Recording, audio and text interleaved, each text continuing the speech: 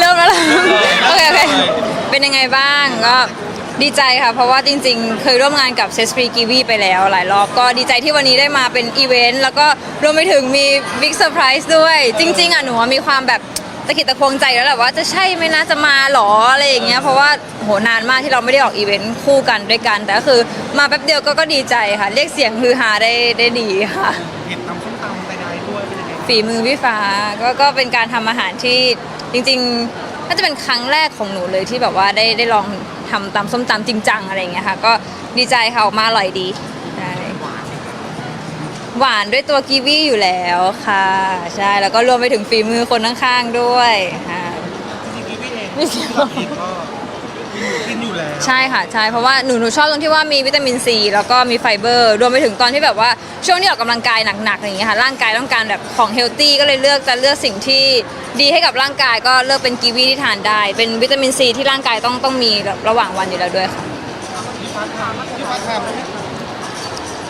ทานค่ะก็ดีใจที่วันนี้ได้มาเป็นเกสกับทางเซตฟรีกีวีเนาะเพราะว่าก่อนหน้านี้ก็คือเหมือนมีการแบบเขาก็ว่าเรียกว่าจ้างพวกเรา2คนมาก่อนหน้านี้มีเป็นไลฟ์มีอะไรบ้างแล้ววันนี้ได้เห็นเป็นภาพอีเวนต์ก็รู้สึกว่าเหมือนแบบผลิตภัณฑ์เขาก็คือคนสนับสนุนเยอะด้วยเลยด้วยค่ะหนึ่งในนั้นก็มีแฟนคลับที่มากันเยอะแยะวันนี้ก็ต้องขอบคุณมากๆที่ให้มาเป็นหนึ่งในการร่วมงานแต่เมื่อกี้ซึ่งมันมีก่อนกันจริงไม่ได้เจอกันนานแล้วจริงๆเพิ่งเจอแต่ว่ามันด้วยความที่แบบมันเซอร์ไพรส์แบบมาจริงๆใช่ไหมอะไรอย่างเงี้ยค่ะเพราะเขาบอกว่าจริงๆมีคิดแต่ว่า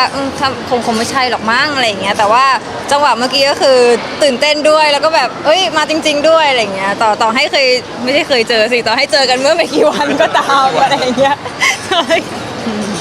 เขาไม่ให้หลุดใช่ได้ค่ะก็สำหรับใครนะคะที่กำลังหาผลิตภัณฑ์ดีๆนะคะเหมาะกับร่างกายนะคะรวมไปถึงวิตามินซีสูงมีไฟเบอร์นะคะจริงๆเป็นนำเข้ามาจากนิวซีแลนด์ด้วยนะคะเป็นประเทศที่ปลูกกีวีอันดับ1เลยก็ฝากเซสฟรีกีวีไว้ด้วยนะคะมีกีวีสีทองแล้วก็มีกีวีสีแดงหรือว่าสีเลือดด้วยอร่อยมากๆค่ะ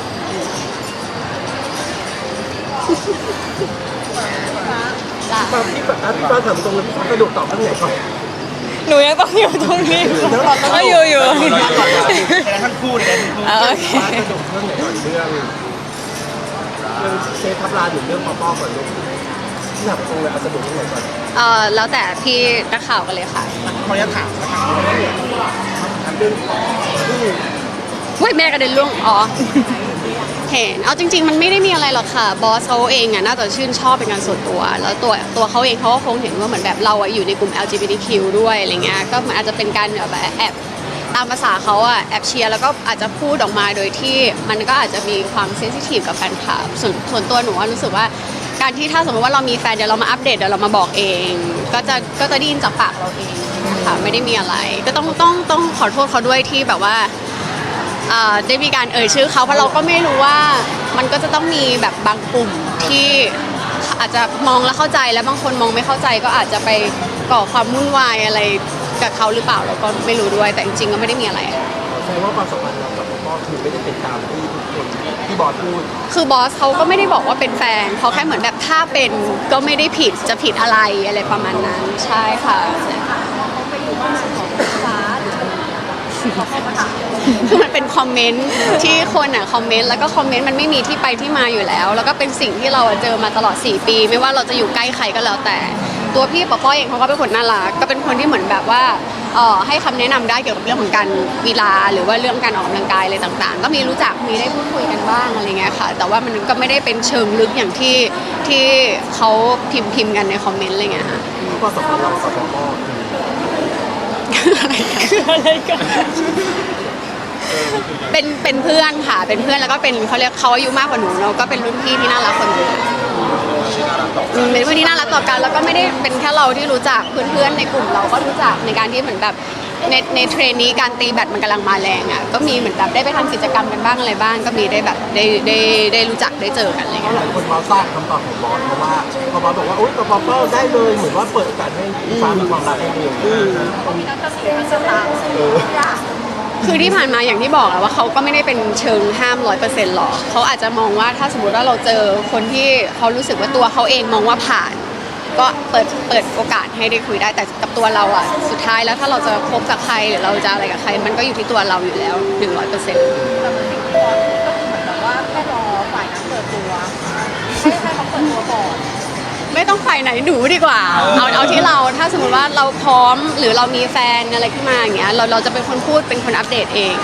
เพราะเราก็ไม่ใช่อายุน้อยๆแล้วเราก็31แล้วอย่างเงี้ยใช่เพราะฉะนั้นเรื่องนี้ก็ไม่ได้มีอะไร เรือมันออกไปแล้วเรือมันออกจากท่าได้ไหมหรือว่า สิทธิเรื่องการจิ้นมันเสรีอยู่แล้วค่ะ แล้วแต่คนจะชอบมันก็ไม่ใช่แค่กับพี่เขาคนเดียวปกติเวลาอยู่ใกล้ใครเราก็โดนอยู่แล้วอะไรเงี้ยเป็นเรื่องปกติก็แค่นะแต่หนูว่ามันก็เป็นเรื่องส่วนตัวที่สุดท้ายทุกคนก็ต้องยืนอยู่บนความเป็นจริงอยู่แล้วเรื่องในอนาคตต่างๆอะไรเงี้ยแล้วก็เราสองคนก็เราก็โตแล้วอ่ะมันผ่านเรื่องราว4 ปีมันเจออะไรกันมามาก แล้วก็แค่รู้ว่าเวลาที่เราทำงานเราให้เกียรติกันเราเขาเรียกว่าปรับตัวในการที่จะ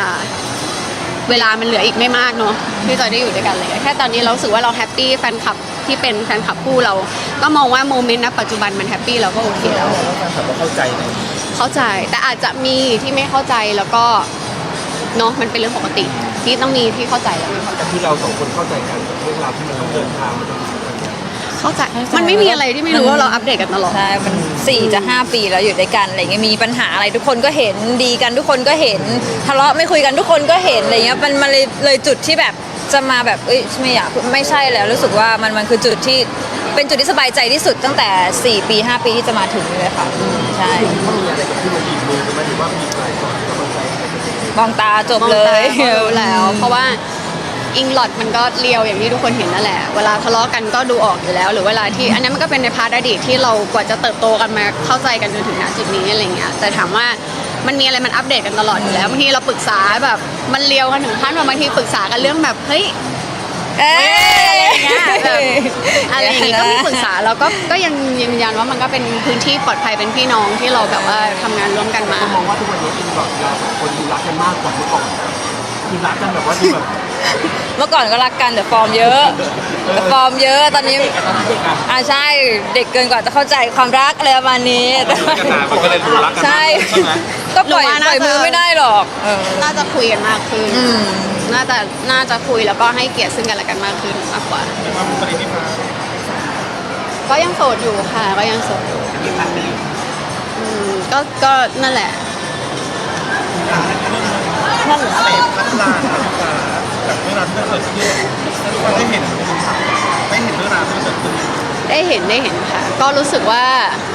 ตอนแรกเลยที่เห็นแฮชแท็กเนี้ยเราก็ได้มีการศึกษาดูก่อน ไม่ใช่ว่าเราเห็นเขาเซฟแล้วก็เซฟตามๆกันเราก็ได้มีการศึกษาแล้วก็ดูตามความเข้าใจแล้วก็สิ่งที่เราเห็น ซึ่งจริงๆแฮชแท็กเนี้ยมันมีมานานแล้วมันไม่ได้เพิ่งมีเหมือนจะมีเรื่องราวมาก่อนหน้านี้แล้ว แล้วก็ต่างคนต่างมุมมองก็ไม่เหมือนกันอะไรเงี้ยค่ะซึ่งเราเองอ่ะก็รู้สึกว่าเอางี้เราไม่ได้คาดคิดว่าแฮชแท็กเรามันจะกระเพื่อมแรงขนาดนี้พอมันกระเพื่อมแรงปั๊บเราก็ศึกษาเพิ่มอีกเหมือนมันมีมุมที่เราไม่เคยรู้มาก่อน ก็ทำให้เราเหมือนแบบต้องเปิดใจในการที่จะลงเข้าไปศึกษาดีเทลมากขึ้นอะไรอย่างเงี้ยค่ะในฐานะที่เราเป็นประชาชนคนหนึ่งเนาะซึ่งพอมันเป็นประเด็นใหญ่ขึ้นมาอะไรเงี้ยแต่ส่วนตัวเราอะเราก็ยังรู้สึกว่าเรายืนยันในเจตนาดีของเราก็เป็นประชาชนเป็นเยาวชนคนหนึ่งที่สิ่งที่เราโพสต์อะไม่ได้มีการใส่ร้ายไม่ได้มีการเปรียบเทียบไม่ได้มีการเอ่ยชื่อถึงอย่างที่เขาแบบกล่าวมากันอะไรเงี้ยเป็นการโพสต์เชิงอนุรักษ์ซะด้วยซ้ำก็ไม่ได้มองว่ามันผิดอะไร ที่ฟ้าจุดไหนที่เรารู้สึกว่าเราอยากทำที่เราศึกษาเรารู้สึกว่าเอ้ยเราต้องโตแล้ว หนูว่าเป็นคนที่เซนซิทีฟเกี่ยวกับเรื่องของสัตว์ แล้วก็เรื่องของป่าเราจะเห็นแบบหลายๆข่าวที่สัตว์บุกรุกหมู่บ้านบ้างอะไรบ้างที่มันเป็นเรื่องที่อย่างที่บอกว่าอ่อนไหวมากๆบางคนก็มองมุมมองแล้วแต่คนจะเข้าใจแล้วแต่คนจะแคร์จุดไหนมากกว่าอะไรเงี้ยค่ะซึ่งพอมันเป็นเรื่องนี้เราก็ตัวฟ้าเห็นแล้วว่ามันยังไม่ได้มีใครออกมา take action ที่เรารู้สึกว่าเราก็ไม่อยากให้มันเงียบเพราะฉะนั้นถ้าประชาชนเข้าใจผิดเราว่าหน่วยงานต่างๆก็ควรที่จะออกมาอธิบายให้กลุ่มคนเหล่านี้ได้เข้าใจแล้วมันก็ควรที่จะจบลงอย่างดีอย่างสวยงาม แบบว่าตกลงทั้งคู่แล้วหาจุดตรงกลางกันได้อะไรเงี้ยค่ะ อย่างพี่ฟ้ารู้สึกไงว่าพอมันอิมแพคแล้วมันมีทั้งคนเห็นด้วยและคนที่ไม่เห็นด้วยบางคนบอกว่าจริงๆแล้วเหมือนตัดแย่งบ้านคนอยู่ไม่คนไปแย่งบ้านกันพี่ฟ้ารู้สึกยังไงกับการที่ต่างกัน ขออีกทีเลยนะคะ เขาบอกว่าพอเสร็จแล้วปุ๊บคนบอกว่าพี่ฟ้ามาเซ็นสั่งคนบอกจริงๆแล้วว่าคนอยู่มาก่อนตัดเข้ามาแย่งเป็นสิ่งที่ทำมันก็เลยมีการถกเถียงขึ้นมา สุดท้ายมันก็ยังพิสูจน์ไม่ได้ว่าอะไรอยู่มาก่อนกันถูกไหมคะณปัจจุบันก็ยังไม่ได้มีข้อเท็จจริงที่ก็อย่างที่บอกว่าหน่วยงานต่างๆ ที่เป็นออกมาให้ข้อมูลเลยแบบว่า 100%แล้วมันต้องพิสูจน์ได้ด้วยว่าเป็นความจริงแบบ 100%ด้วยหลักฐานอะไรอย่างเงี้ยค่ะเพราะตอนนี้ก็เหมือนเป็นการถกเถียงกันไปถกเถียงกันมาเพราะเชื่อว่าคนที่ไม่รู้แบบเราอ่ะหรือคนที่รู้เท่าเราอ่ะอีกเยอะไม่งั้นคนจะแบบว่าเฮ้ยทำไมเราเป็นประชาชนถึงออกมาเซฟไม่ได้ล่ะเราทำไมการที่เราเซฟกลายเป็นว่าเราไม่ได้เอ่ยถึงเรื่องของการเป็นอยู่ของชาวบ้าน ซึ่งเรามองว่ามันเข้าใจได้แต่ว่าสุดท้ายแล้วเราก็ต้องมองไปให้ลึกอีกว่ามันมีดีเทลของการที่เรื่องของนายทุนหรือเปล่าเรื่องของการสร้างรีสอร์ทเรื่องของการอะไรเงี้ยมันก็มีคนขุดออกมาเยอะแยะมากมายที่ถกเถียงกัน หลังจากนั้นก็มีนักการเมืองที่จะฟ้องแต่ว่าไม่ฟ้องไปแล้วค่ะ ตอนแรกก็ตกใจเพราะว่าตอนแรกมีถ่ายงานกันอยู่ แล้วก็มีทนายส่งมา เราก็แบบว่าก็แอบตกใจนะว่าสุดท้ายเราฟ้องเราเรื่องอะไรเราฟ้องได้ยังไงเพราะว่าสิ่งที่เราโพสต์มันคือเชิงอนุรักษ์เราไม่ได้มีการอย่างที่เขากล่าวมาอะไรอย่างเงี้ยค่ะก็รอชมว่าเห็นเพราะว่าจะมีการแถลงช่วงบ่ายก็โอเคงั้นรอฟังสุดท้ายก็ออกมาบอกว่าเป็นข่าวปลอมใช่ไหมคะ ที่จุดประสงค์ของเราแค่รู้สึกว่าอยากให้ข้อมูลให้ประชาชนคนไทยทุกคนได้รู้ในทิศทางเดียวกัน ไม่งั้นมันไม่จบไม่สิ้นหรอกค่ะ มันก็จะยืดเยื้อใช่เถียงกันไปอยู่อย่างนี้ สุดท้ายก็คุยกันด้วยความ เพราะเราก็สิ่งที่เราโพสต์ก็ไม่ได้มีคำหยาบไม่ได้มีการที่ทำให้เกิดการใช้คำรุนแรงในโซเชียลอะไรอย่างเงี้ยเพราะฉะนั้นมาใช้เหตุผลแล้วก็ใช้ข้อเท็จจริงคุยกันบอกกันอย่างเงี้ยดีกว่า เป็นไงบ้างครับ ฟังเพลินเลยครับ เป็นไงบ้างช่วงที่ผ่านมาของเราข่าวเราก็หนาแน่นอยู่เหมือนเดิม ข่าวจากไหนไม่รู้ด้วย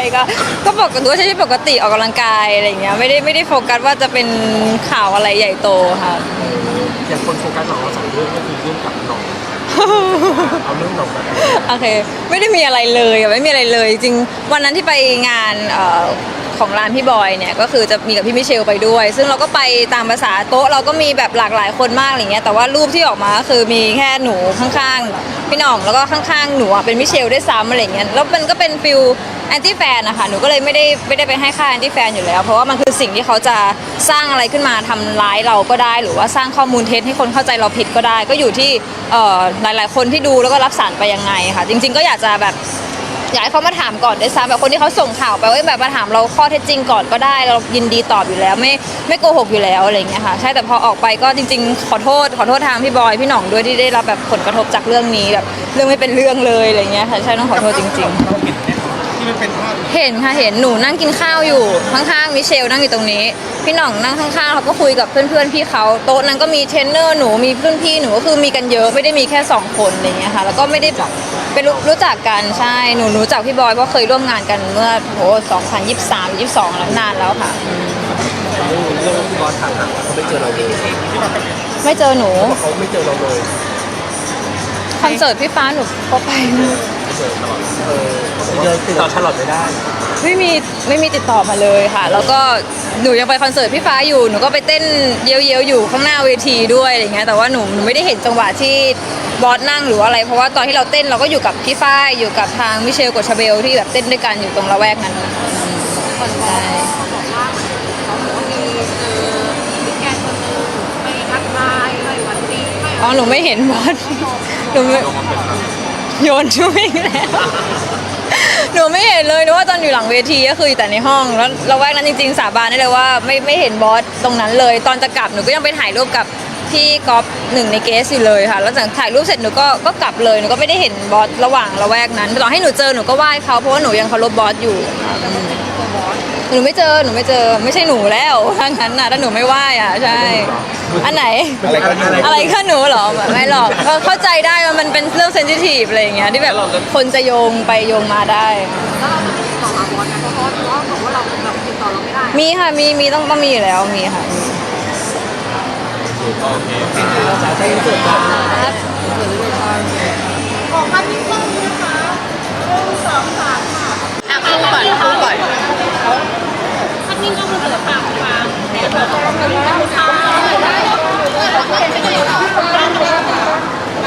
ส่งงาน1 2 3ค่ะ1 2 3โอเคค่ะ